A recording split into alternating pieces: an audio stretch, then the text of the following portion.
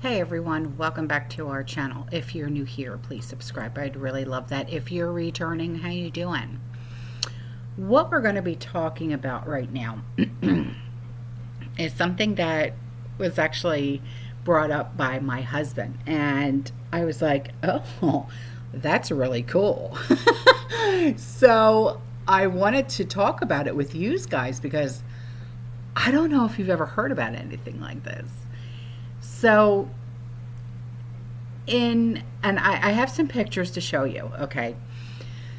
Um, in April 2024, Chad Green, who was a cryospheric scientist at NASA's Jet Propulsion Laboratory, was aboard a Gulfstream 3 aircraft over northern Greenland, about 150 miles east of Pitofik Space Base. And the team was testing a radar instrument called the Uninhabited Aerial Vehicle Synthetic Aperture Radar. Say that 10 times fast. To map the Greenland ice sheet's internal layers and bedrock. Unexpectedly, the radar detected structural elements of Camp Sentry. This is a Cold War era U.S. air military base buried at least 100 feet beneath the ice. Yeah, and I was like, wait a minute, what did they do? Forget about it, you know? So Camp Sentry is often referred to as City Under the Ice, and it was built by the U.S. Army Corps of Engineers in 1959. And it consisted of 21 tunnels spanning 9,800 feet, housing up to 200 personnel with facilities like a hospital, a shop, a theater, and a church. And officially, it was presented as a research outpost, publicized in outlets like Popular Science, and that was in February of 1960. And it was as a feature of Arctic engineering in collaboration with Denmark, which administered Greenland. So the base was powered by the world's first portable nuclear reactor. It was called the PM2A, and it produced significant scientific outcomes, including the first ice core samples, which are still used in climate research today. So, however, its true purpose was far more secretive. Camp Sentry was a front for something called Iceworm. Yeah.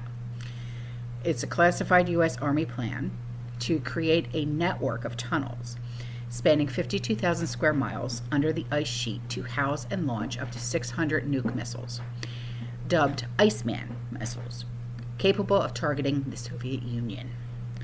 And the project aimed to survive a Soviet first strike, leveraging Greenland's proximity to the USSR. And the missiles were never deployed. And the Danish government was not informed of the true nature of the project at the time, a point of contention revealed by declassification documents in 1997 from the Danish Institute of International Studies.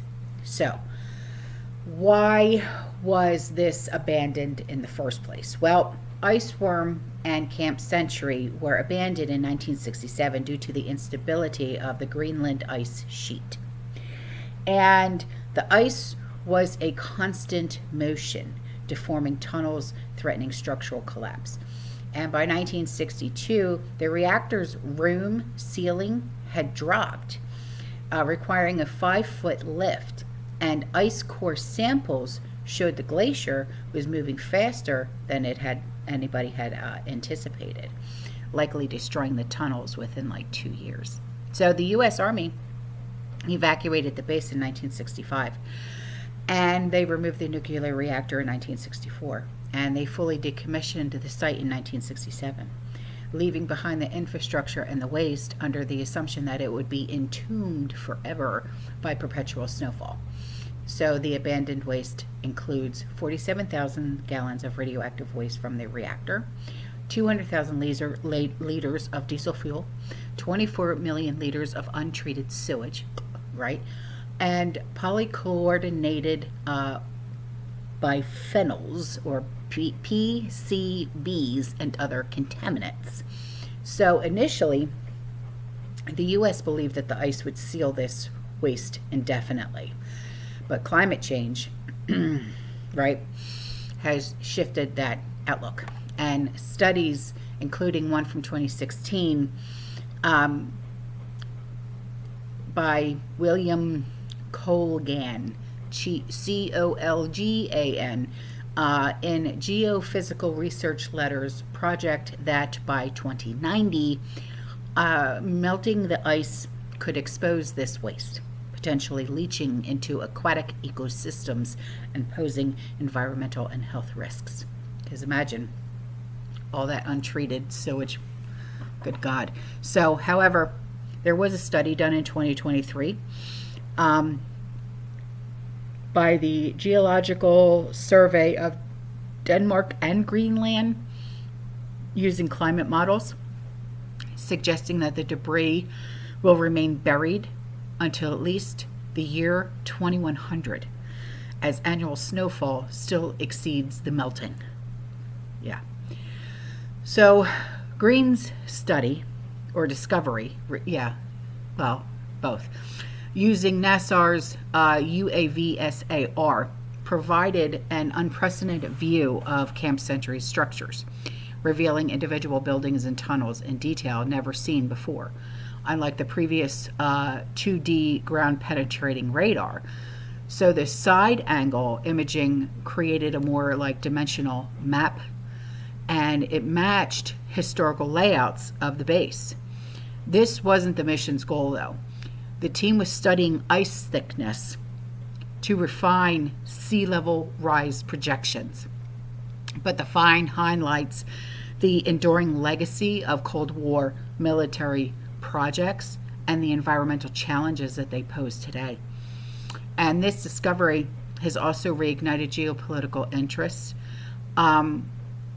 President Trump, during his campaign, has cited the rediscovery as a reason to annex Greenland, arguing that it's critical for U.S. national security to counter Russian and Chinese influence in the Arctic.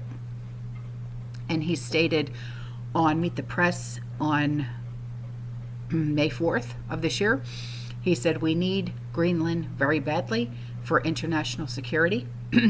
While he hasn't explicitly mentioned reviving nuclear launch sites, the strategic importance of Greenland remains a focal point.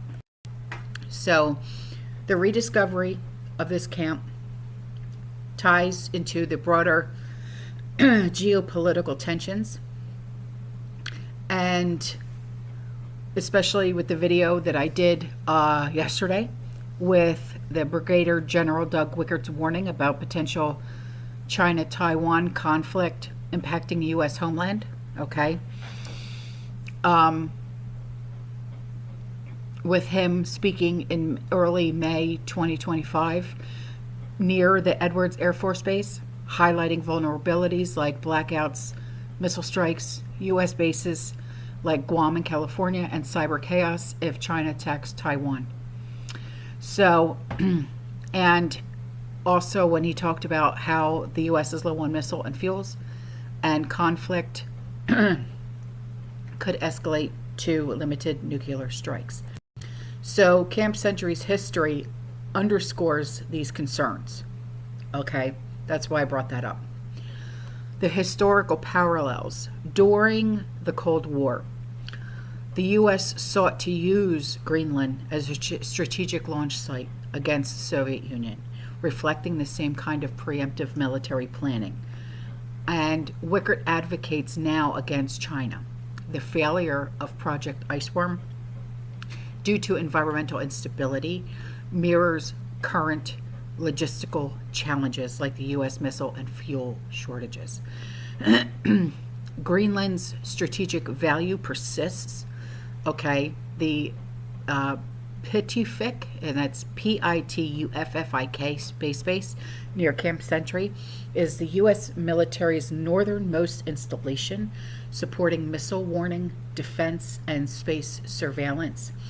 It's a key in a potential conflict with China or Russia, which is our president's interest in annexing Greenland's aligns with Wickard's call for bolstering defenses. So, the hazardous waste at Camp Sentry, if exposed by melting ice, could complicate U.S. military operations in that region, especially if a conflict disrupts cleanup efforts or if contaminants affect local populations, straining U.S. Denmark-Greenland relations. However, there's room for skepticism here. With Wickard's warning, like the past military predictions, okay, with General Mike Minahan, the 2023 forecast of war by 2025, may be partly a strategic push for increased defense fundings, like I talked about already yesterday. China's focus on borderline military deterrence, over the outright invasion of Taiwan, and some experts argue suggest a lower immediate risk of conflict, though tensions remain high right now. Okay, so I wanted to try and tie these two videos in because of what the warnings that came out, okay, and Trump wanting Greenland and what's already in Greenland and what is happening, and the past, the present, the future, okay. It all ties in, and honestly, for me, it makes sense. It might not make sense for you, but it makes sense for me, if that makes sense. Make it make sense? I tried. So anyway, I will see you guys in the next one, okay? You stay safe, you stay positive, you keep prepping, and as always, fearless. Ciao.